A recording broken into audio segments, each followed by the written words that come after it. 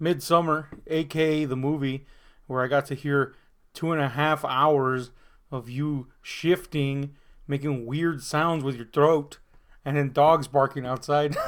Yeah. Coming to a theater near you. To be fair, I'm dealing with some weird lung issues right now. There's some lung issues in the movie too, but It's not good. by the sounds of it, you were dealing with those lung issues, not the ones you currently have. Like, dude, was this guy's lungs literally like shooting into space? What the hell's going on with this guy? I mean, to be Cut fair, to me like doing a sideways glance, and you're like, hey, what the hell is wrong with this dude, man? He's like a Russian nesting doll that's been tipped.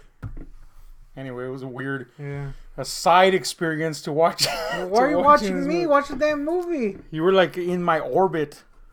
I guess I never once saw you. Anyway, Midsommar. That's what we're talking about. It's a movie. Not your weird lung issue. So look, man, Ari Aster splashed onto the scene with Hereditary, and pretty much made a name for himself instantly. I mean, whether you like the movie or not, there was no denying that it captured the imagination of plenty of people and terrified many more. When I went to go see Hereditary in the theater because I had to, you know, it was a strange experience because you could feel, you know, let's just be honest. General audience goes to a movie to just shoot the shit for fucking an hour and a half, and that's it. And they don't really care about the movie afterwards, and they're done. With Hereditary, I sat there and I almost immediately saw the audience be absorbed into the picture. And by the end of the entire affair, when it was over, I sat there in the midst of people that did not. But you know, usually when the movie just ends, people, like 87% of people get up and leave. You know, before the credits start to roll, or as the credits start to roll. Here, like, everybody just sat and like digested what the hell they just saw. They were waiting for that Marvel post-credit sequence. Yeah, for Falcon's return. Yeah. Yeah, man, but it was a strange experience because I don't think I've ever been to a movie where that happened on that level. And, you know, I was already kind of amazed at what I had seen, but to see it affect people that way, it was something else, you know, it was something unique.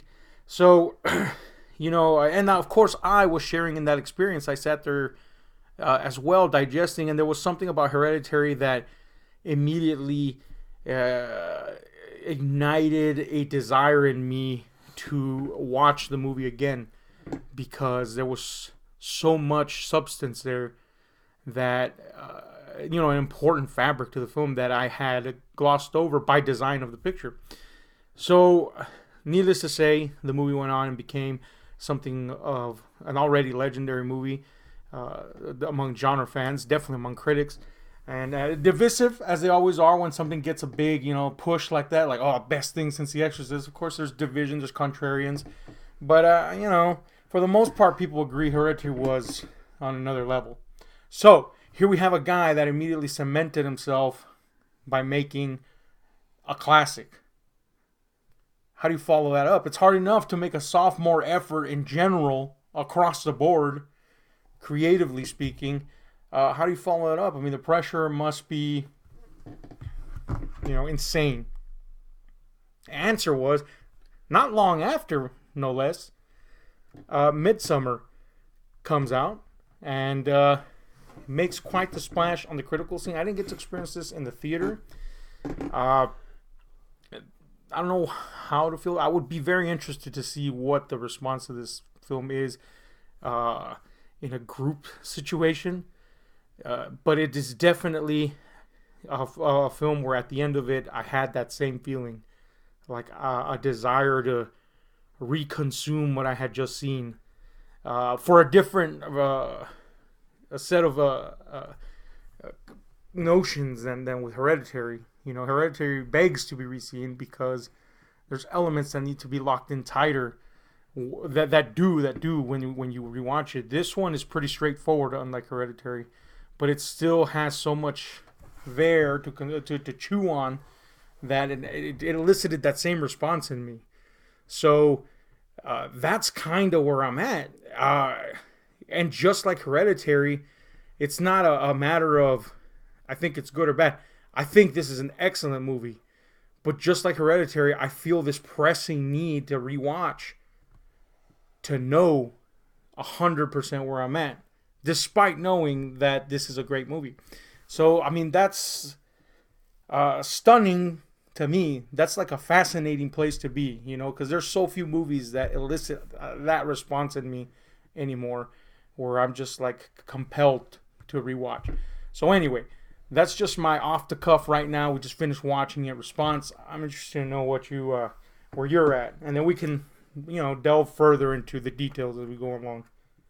I kind of don't know what I feel about it.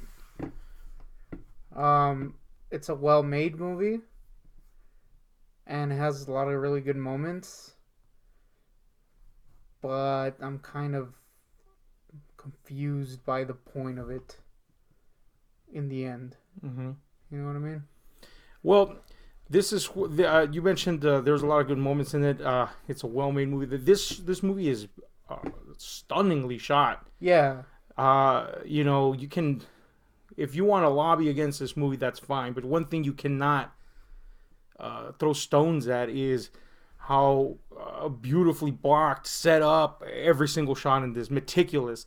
And as before with Hereditary, everything has a meaning. He almost reminds me of Kubrick, but maybe not to those stringent levels. But everything is laced with meaning. The movie starts with something that immediately tells you where this is headed. The deep contrast between the wilderness and civilization, and those two elements clash immediately at the beginning, and then we're plunged into the story with these characters. So there's a lot of visual material to chew on, a lot of subtext there with the way certain things are shown. Again, made pretty evident in the beginning with that juxtaposition of these two opposing elements. And that thematically continues throughout the movie. I think the strongest theme in this film, and there's a variety of them, a multitude of them, but the strongest theme is this idea of culture clash.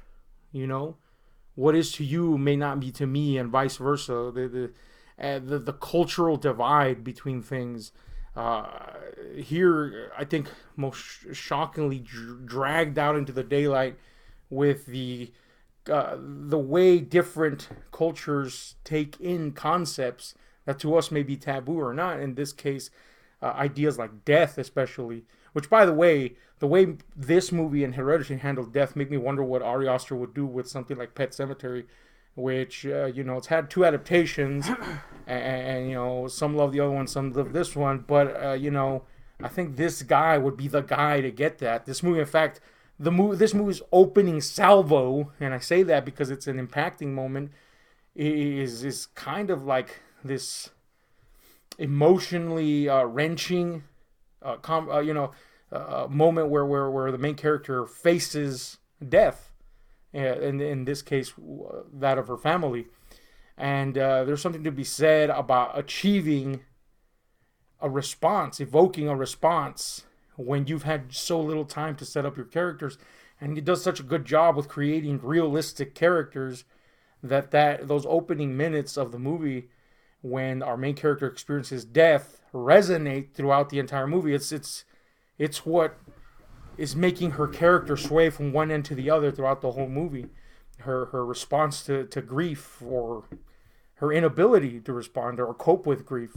So, I mean, that's an incredibly strong start, I think. I think all those elements that I just mentioned cannot be taken away from this movie.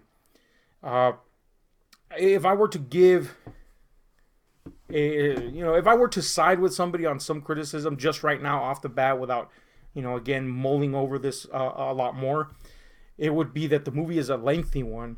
Now, there's a reason why it's lengthy, and in fact, there's a lengthier version, but there's a reason to it, and it's all tied into this idea of, going into something that you don't know, in this case, a culture that you don't know. And how that may or may not repel or attract you. So because of that, we have these characters, these American characters, basically, that are plunged into a much more archaic, for lack of better words, society. In this case, a communal cult. I mean, it's a cult that follows old kind of paganistic, religious ideas. So yeah, man, it creates this opening, allows this character to drag that emotional baggage throughout the entirety of this film, and as a result of that, you're plunged into their experience as they experience it. So whether people find that, and at times it is, oddly weird and funny, to see the customs of other people.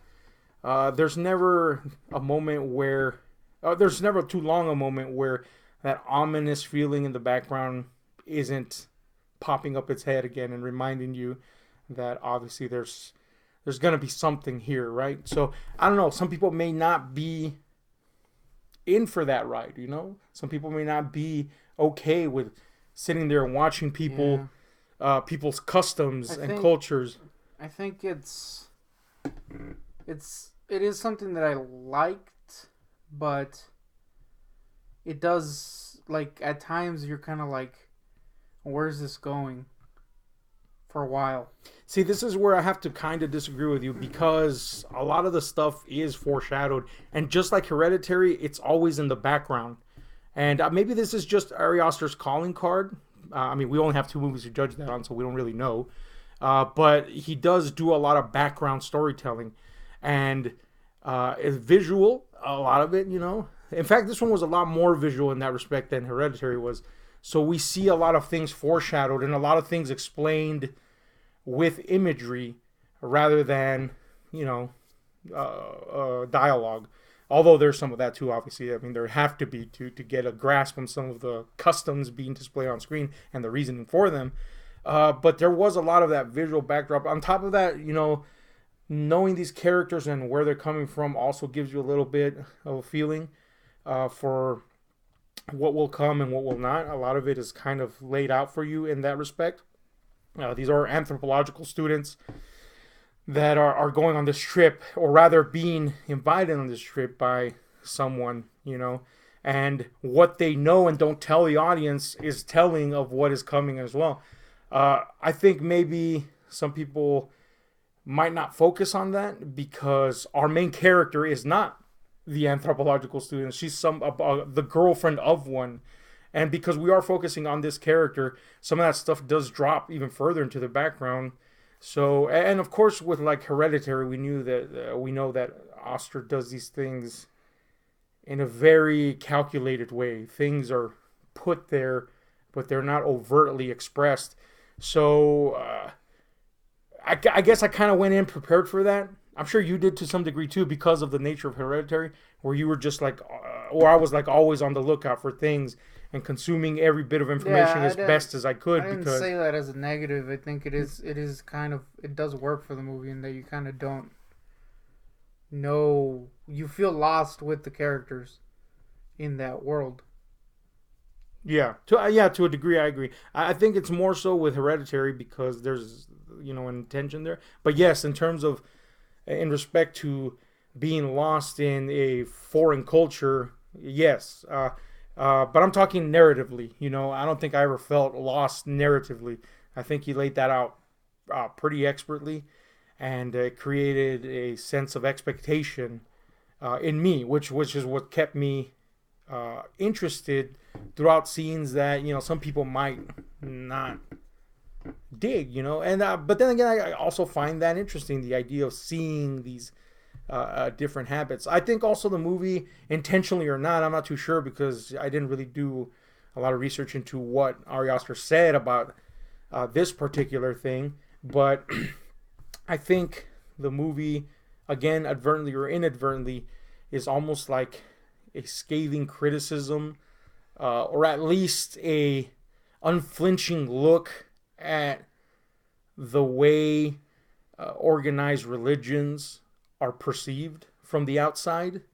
There's a ridiculous nature to rituals and traditions that those that are involved in those communities, be they whatever, faith, are not aware of how disturbing and unsettling and weird and out of left field they are to modern society.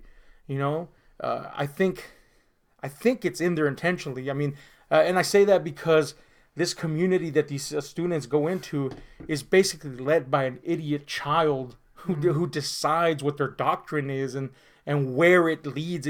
It's been perverted as ages pass into and given to the hands of incestuous offspring that can't even think properly. That's made their traditions into something grotesque and even stranger than before. And here we are, the outsiders, with outsiders looking at this. And, so I think maybe perhaps this movie is also a kind of like look into, or maybe a warning bell to those that are sunken into communities like this, that are so involved in themselves, that how fucking strange they can be, how bizarrely unsettling and unwelcoming despite their open arms they can be. Or vice versa, as the terrifying conclusion shows us, how welcoming they can be to those that need some sort of solace. And I think that's the big tying factor for the entire movie. Yeah, and that is something that is, you do see that with these cults and shit. Mm-hmm. Yeah. And it does work, because it does kind of, since it's not going overly corny or like over the top with the spooky stuff. Mm-hmm. You do kind of, it kind of normalizes stuff to a certain degree. So, by the time the end comes, it doesn't seem super ridiculous. Yeah. In fact, I think it really shows you how disturbing, how commonplace this type of situation is.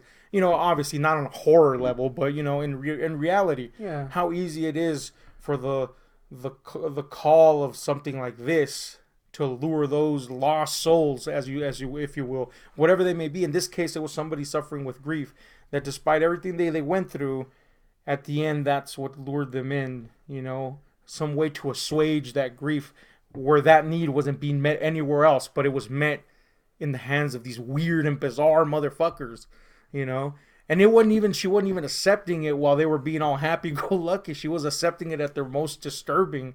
So, there's definitely a strange, unsettling, disturbing, psychological, I'm not even going to say layer, because it's like just a thick miasma throughout the whole film that permeates. And it has to do a lot with that main character in Florence Pugh. And so, yeah, man, it's very unique, You can't fucking take that away from the movie. It is incredibly unique. And I'm just fascinated by this guy, There's just something about what he's made that demands to be reevaluated and picked apart. But anyway, I babbled. Give me something good or negative that you think. I do think that he has a good way of building up, not a comfort, but like not really. I don't know what I'm trying to say. Like, he builds up atmosphere, and then he'll have these moments where you're kind of like, oh shit, I think I know what you're getting at. He lulls you into a sense of comfort with what he's showing you, to the point where almost you're like, okay, and then at the same time he's laying the groundwork for something surprising. Yeah, it's kind of like, like the scene in Hereditary with the chick's face gets smashed in, and you're just kind of like, oh shit, that came out of nowhere, and that entire scene afterward is like, there's a numbness to it. And this weird, because in this movie he does that several times. It's in the beginning. The beginning is really well done, and that beginning is, the beginning it has nothing to do with the horror of this movie. It has to do with something that's horrible no matter where you go, unless you're in this cult, apparently. Yeah. The horror of death.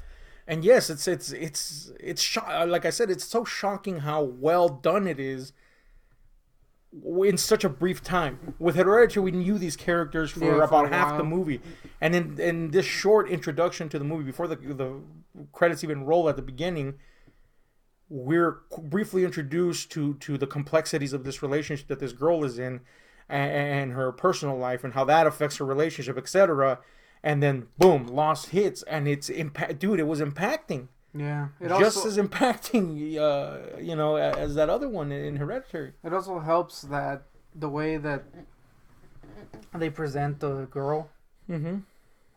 Paige, I'm gonna call her. Florence Pugh. Yeah, the way they present Paige is a very realistic way of like dealing with grief.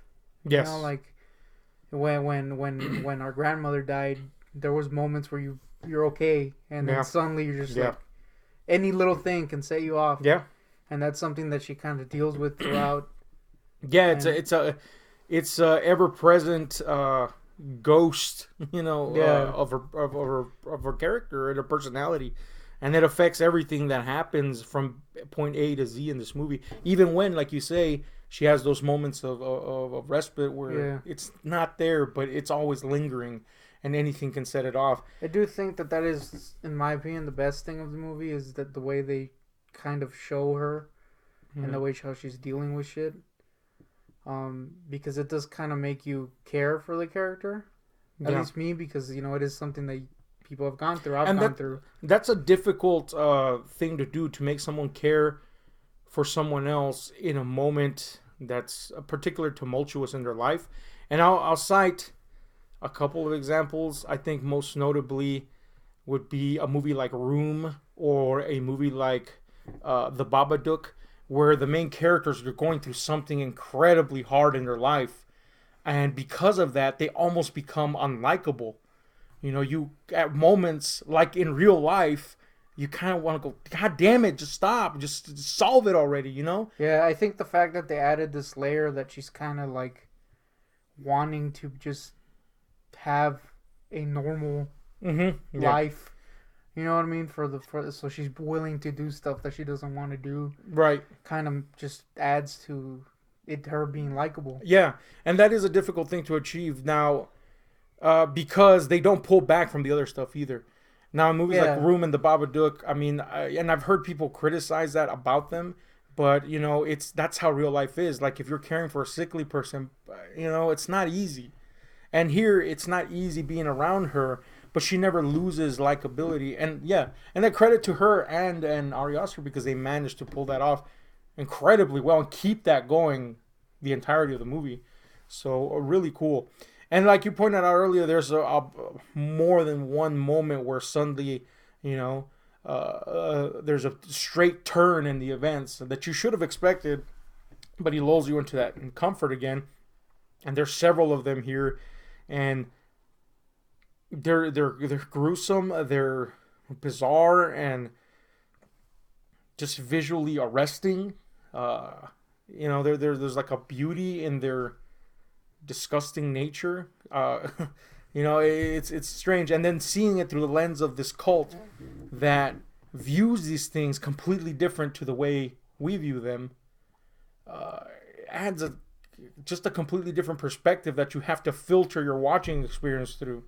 Not only are you seeing it through these people's eyes, but you also kind of have to accept the way these other people see it and why it makes sense to them. Very interesting in those regards. And of course, the visceral stuff in this, he doesn't go over the top, but he doesn't shy away from showing it either, which it alone is also kind of like, like a weird, unsettling thing, because they are very realistic depictions of, what happens to the fucking human body when it's put through some rigor.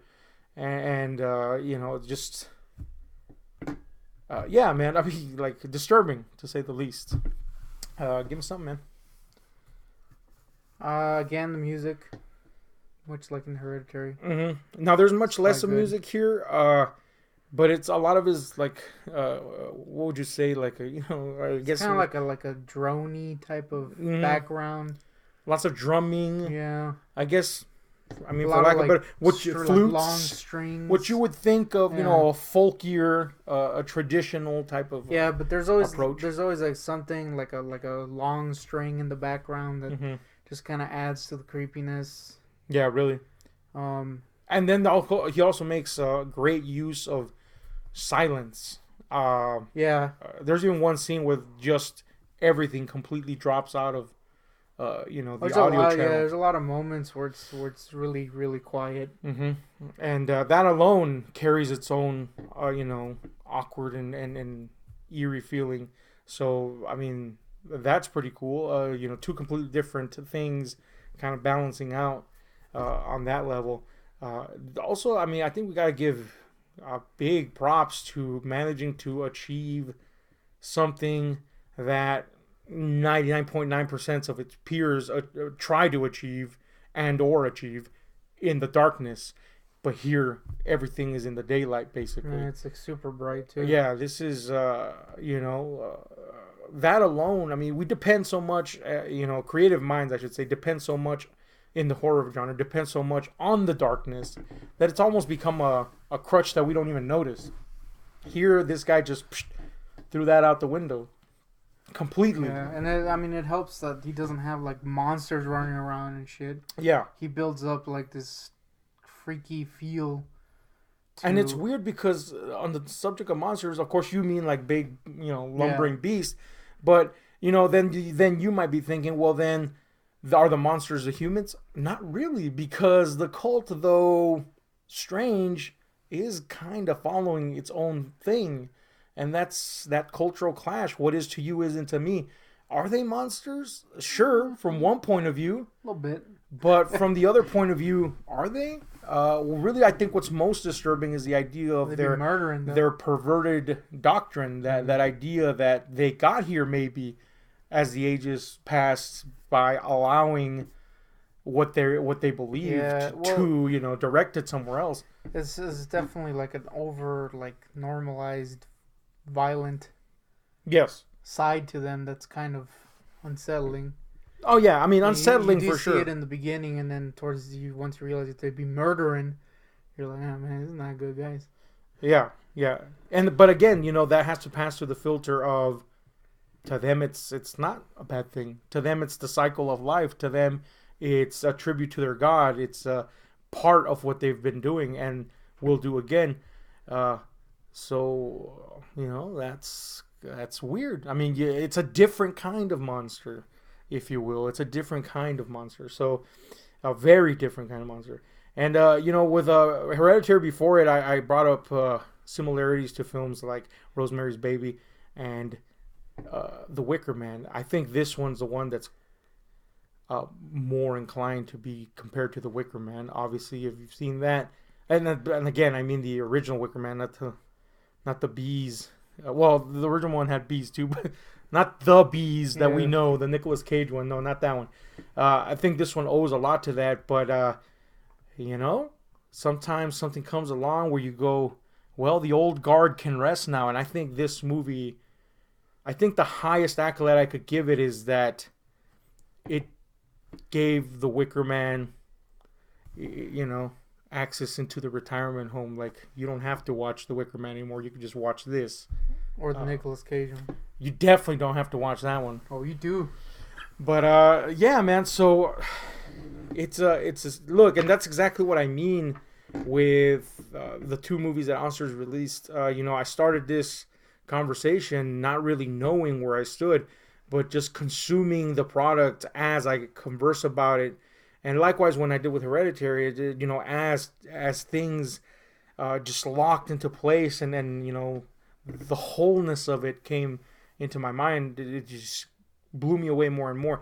And that's kind of where I'm at now, you know. So, and you know, and I don't know how I'll be whenever I rewatch it, but the point is that sometimes you know when you're in the presence of greatness, even though you don't understand that greatness. And I think that was my initial response right after finishing it. You know, I knew I had seen something mind blowing, but like you, or where am I? You know what I'm saying? Yeah. With that, and I think that's what this movie, and you know, that's I mean that's about as big a props as you can get. Like to create an experience that can make you a little bit like mind blown. Well, there you go. Anyway, what do you got to add? If not, so we can move on to final scores. I do think that, as my final thoughts, Mm-hmm. it's not gonna be for everyone. This one way more than Hereditary, because it is such a slow burn. I liked how it just was showing you stuff, and let you kind of just experience things how they are. But it's definitely not gonna be for everyone. Mm-hmm. It's gonna lose a lot of people. Probably gonna be like, this is boring. Those people go straight to hell. So that's my final thoughts. And final score on a scale 1 to 10, again relative to its ilk. I do think that this is one that I'm gonna have to rewatch, because I do think maybe there was a expectation that the trailer said, or maybe just from watching Hereditary, that I thought it was going somewhere and it didn't. That being said, it's still a really good movie, and it's like really well presented. So I'll give it like a 9. All right. I don't think there is anyone that could give Ari Aster currently a run for his money, with the possible exception of Robert Eggers. But we'll see how his most recent effort goes. That's The Lighthouse, starring your boy, the Batman. But he previously, of course, did The Witch, which I think, along with Hereditary, is one of the best movies of the last fucking, I don't know, 20, 30 years in the horror genre. Again, not for everyone. Yeah, and again, not for everyone, but that's exactly what attracts me to this guy's work. That he's doing something that defies normalcy on every level. It's almost, especially with this one, it's almost hard to call him horror. Mm-hmm. Because though there is horrific stuff, there's like more to it. You know what I mean? Mm-hmm. I do think Hereditary had more like horror elements in there to keep it as a horror movie. This just feels like something else. And that's just it. And it's a very intentional, a flying in the face of what is expected and what has become cliche, for lack of better words, in the genre. This and Hereditary, though Hereditary, yes, you could more easily call it horror, both just kind of like spit in the face of all that and say, no, we're just doing this way, and go on these incredibly wild and original trips, man. Literally in this one with the mushrooms, but it's almost unclassifiable because of that, and that's not a bad thing. That's a really good thing. It stands out of the pack, big time. It's very unique. Had it been more surreal, I would compare it maybe to something like Aronofsky, that where he kind of toys with the genre a little bit, but it's not surreal. It's almost pretty too real. Yeah. So it's very unique. It stands alone. You can't compare it to that guy's work or that guy's work or that. You can on the surface level, but like you say, there's so much more there that, boom, there it is. It's its own thing. So, I mean, I'm excited to see what this guy brings out next, because every time it's been like, whoa, what the fuck? Fortunately, he's gonna remake King Kung Fu. Man, big ass eyes and everything. Yeah. So yeah, man. Unlike anything I've seen before, just one of those things that leaves you, I guess, a little Jaws, slack. Yeah. Or jacked off, like you were gonna say. Yeah, that's what I was gonna say. Very, very good acting, excellent cinematography. There's some scenes in here that even outside of the narrative would work on their own, just as like a little mini movie or something. They're that well put together. Just a stunning picture.